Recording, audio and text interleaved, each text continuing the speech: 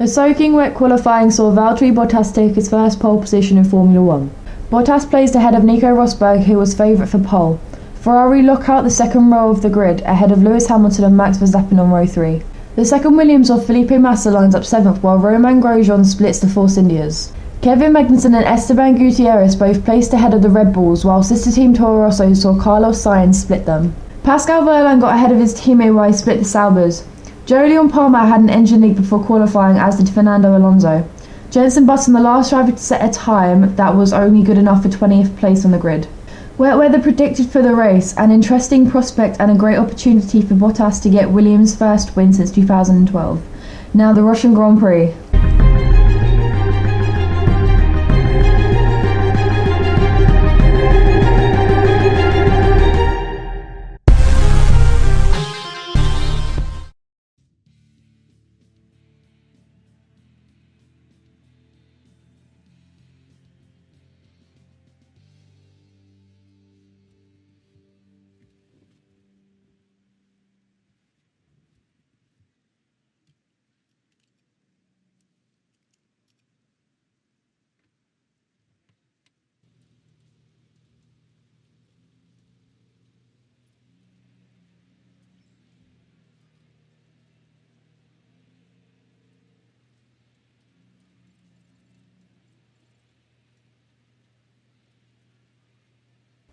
Hey, what is up guys? We are back for round 4 of this career mode of 2016. We are here in the beautiful sunny Sochi. Well, it was supposed to be sunny, but as you can see, it is absolutely chucking it down. Cats and dogs. It is ridiculous how wet the sessions have been from practice, qualifying, and now actually the race. So it's going to be a complete wet race. There's going to be no pit stops, no tyre changes, nothing. It's going to be absolutely 100% soaked. It's going to be ridiculous. It's going to be really hard, for the cars. There's going to be, I reckon, there's going to be a few incidents with other drivers just for the pure fact that it is raining so heavy and so hard. Hopefully there'll be no red flag. If there is, then that's going to suck, but hopefully we can continue our good form. Obviously we've had 3 good results, podiums in all 3 races, obviously one of them being a win, but I don't know, this is my favourite track. I changed my mind from Bahrain. I probably prefer Bahrain when it's daytime. I'm not as big of a fan as it's nighttime, so it's probably my second favourite in the dark, probably my number 1 favourite in the daylight. But like I said, hopefully we can continue our good form. Let's go.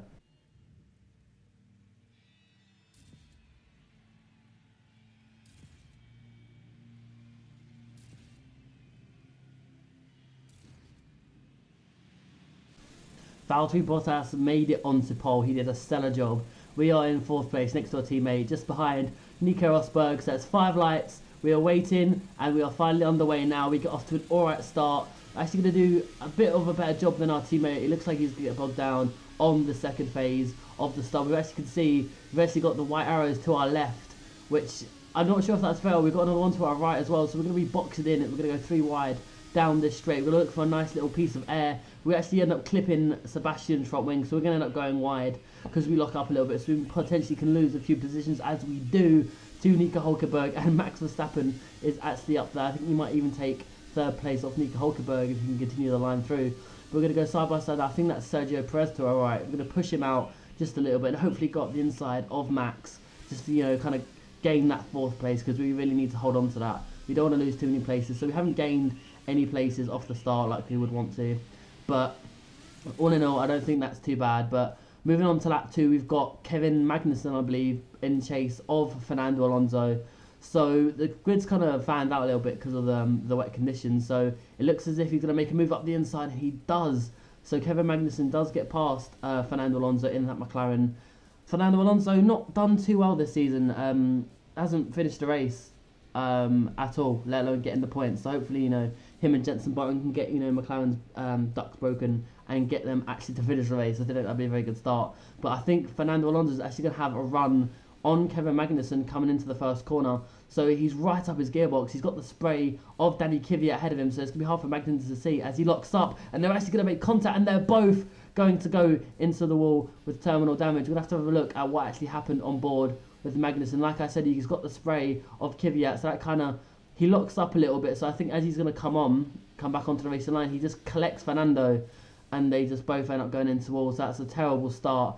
I've actually got footage of lap 3, and we've got Sebastian Vettel going into the back of Lewis Hamilton, who looks like he went wide as he just missed the turn completely. So Sebastian locks up. He actually goes through the barrier, losing his front wing, and then hits Lewis Hamilton up the rear. That is not good for either of them to. Sebastian's actually got a puncture on the front right as well. So it's literally all kicking off here in Russia.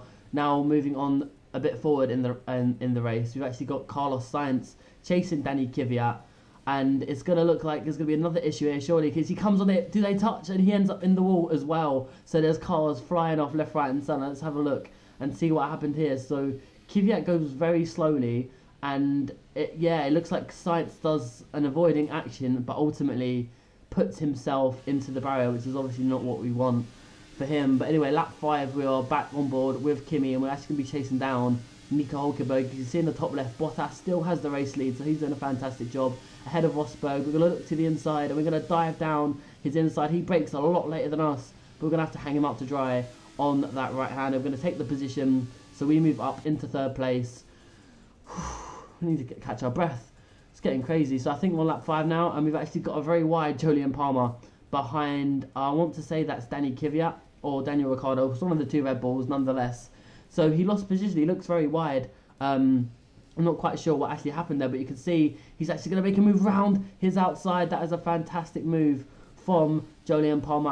I think there was a Sauber that was going very, very slowly there. Yes, there is. That's going to hold up Danny Kvyat. The cars are just getting in the way left, right and centre. They're not seeming to get, a good run. So we're going to have a look on board. So he squeezes him. He actually makes contact with him just a little bit. So he's going to go around his outside. Obviously, he sees the Sauber. So Palmer's going to go to the left of the Sauber as he actually pulls over to the right-hand side. So that was a good call from Jolyon Palmer. And that's ultimately going to block off Danny Kvyat. So that's not good for him. Moving on to lap 7, we are back in pursuit of Nico Hülkenberg. So Nico Hülkenberg actually got past some points. So he's just going to make pretty much the exact move on Nico Hülkenberg. It is a carbon copy of what happened. So Bottas, again, it looks as if they're a little bit closer than they were 2 laps ago, but that's not too bad. But speaking of not too bad, we've actually got a very slow Esteban Gutierrez going around the long left-hander, so that's not good for him. That looks like it could be a terminal issue, so he might have to pull that Haas into the garage and retire. That's a shame for him. He didn't qualify too great. But anyway, we're on to this lap now, and Hulkenberg's going to make a move, and he's going to be squeezed out by Raikkonen, and I think they made the slightest of contacts there. That was very harsh. As you can actually see, Hulkenberg has now got no front wing, so when he came back on the track, he gained damage clearly, so that is not good at all for him. Anyway, we've got Sergio Perez now, who is actually hunting down Kimi Raikkonen, so it's going to be very interesting to see what happens here. They have the same helmet this race, Hulkenberg and Perez. That's surely a graphical issue, but nonetheless, that is Perez behind Kimi Raikkonen. Hulkenberg tunneling around the track with no front wing. And speaking of the devil, we actually have Hulkenberg just jotting around with no front wing, because he's going to have to make it back to the pit lane. That is no good for him. He was hoping, obviously do very good, hopefully, continue his good form, but lap 9, we have now got a very feisty Max Verstappen coming down our right-hand side. We're going to stick to the outside, just because hopefully, we can ward off any attempt. He actually tucks back in behind us, which I think is going to benefit us in the long run. But we're actually going to go in a bit too hot. We're actually going to lock up on the track. We're going to ride the curve a little bit. That's going to give him a very, very good tow. And also, Sergio Perez, like I said, there he is. He is actually going to come round and actually get in front of us. So we've lost 2 places in the space of 1 corner. That was an absolutely dreadful move. We're going to have a look down his inside. We're going to make the move we made on his teammate, and we make it just about. But I can't help but feel that Max Verstappen is now going to trundle off. I can't say into the sunset, because it's, obviously it's not a sunset, but you know what I'm trying to say. Anyway.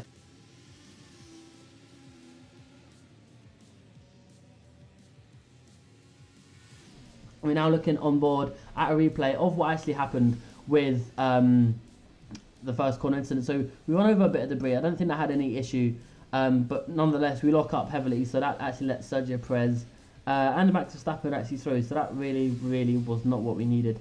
So that was kind of a big pain in the butt. Like I said, there was a graphical issue with Perez's helmet. It loaded as Hulkenberg's for that past lap, but it seems to be fixed now. I don't actually know what happened on there, but anyway, we're going to move on with that. We're going to get past that. we're now going to move on to, I believe this is lap 19. We've actually got a Sauber fight going on. We've got Felipe Nasr in pursuit of Marcus Ericsson. So, I don't think we've seen this so far this season. We've got the Saubers actually going after each other. There's not been really many team battles here, so it's going to be interesting to see what Felipe Nasr could do. Ericsson comes in really hot, a lot hotter than his teammates, to say the least, but Ericsson gets really squirmish. He cannot keep that Sauber in a straight line coming out on that corner. Franz is actually going to go around the outside, and Ericsson's going to lock up, and he's going to put himself into the wall. What happened there? So, as I said, he goes a bit squirmish, and then Felipe Nasr is going to go around his outside, and he's just going to lock up. Like, he's not going to make the corner.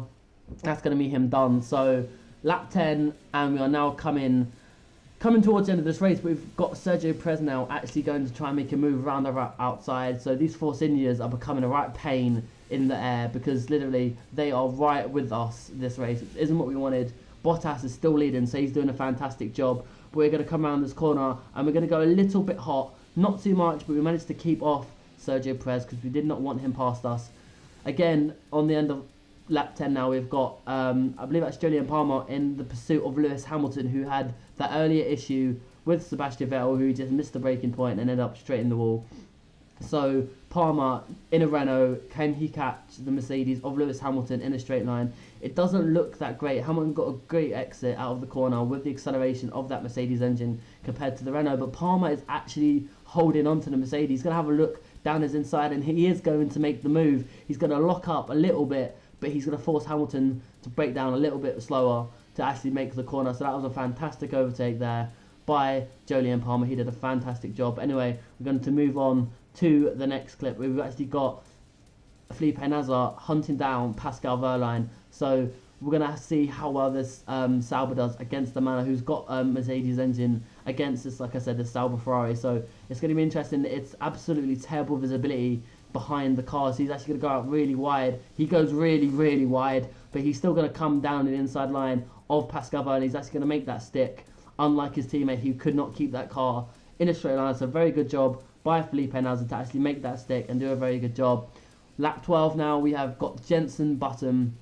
He's on course to finish this race, but I don't know, am I going to speak too soon? He's going to lock up really hugely, and he can't keep it out of the barrier. He just put it in the barrier. He locks up as he goes on the rumble strip, and he's just going to carry that car into the wall. He slowed down as best as he could, but he couldn't do anything. But on the last lap 13 of 13, we've got a very feisty Sergio Perez going for the exact same move, except he's done the switchback on us. He's gone one way and switched the other side to put us out of orientation. We're actually going to do what we know. We're going to try and defend. We're actually going to cut that curb a little bit. We're going to struggle with the exit. We get a bit of wheel spin on that corner, so we're going to hold it round the left. Hopefully we're going to get a decent exit and just hold on to this position. We've got one more lap to go. But we actually go wide a little bit. We lose a bit of traction on the rear end while going around that corner, and Perez gets us. We can't make the move that we made on him before, so he is going to get us for 4th place on the last lap. So Checo does finally get us, so we couldn't replicate what we did to him previously in the race, which is really disappointing. We're going to have a look at that. Again, there's some more debris, so I'm not sure what happened there. I don't think we're going to get a chance to look at it because it's right at the end of the race, but we're going to have a look now. As you can see, we've actually got cars right behind who are actually following me and Checo, so I go a little bit wider. I lose traction on the exit, and that kind of just hinders me a little bit. I can't, like I said, I can't make the move up the inside that I made on him earlier in the race, as well as Hulkenberg. So that's kind of a slap in the face, really. I mean, it's not good. Like, we was down to 5th place. That's really not what we wanted to be. We haven't done very good whatsoever. We're going to come home in 5th place for the end of the Russian Grand Prix. Not a bad result, I suppose, but it's not exactly where I wanted to be. Wanted to be a bit higher up, but I guess we can't really complain in the grand scheme of things.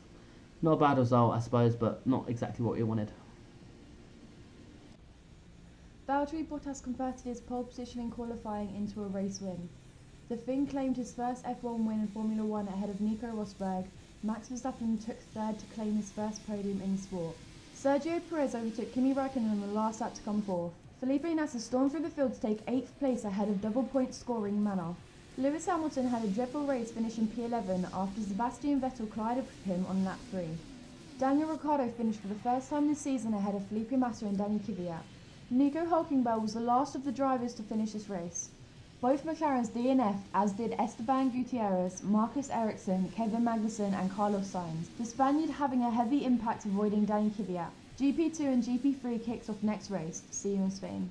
Probably one of the worst crashes, probably Sainz. So, as long as he walks away from it and everything's dandy. But looking at the championship standings now, we're actually leading the standings by 9 points ahead of Rosberg. So it's going to be very close between me and Rosberg. I think this season is going to be the season of the number 2 driver. So not really focusing on Hamilton and Vettel.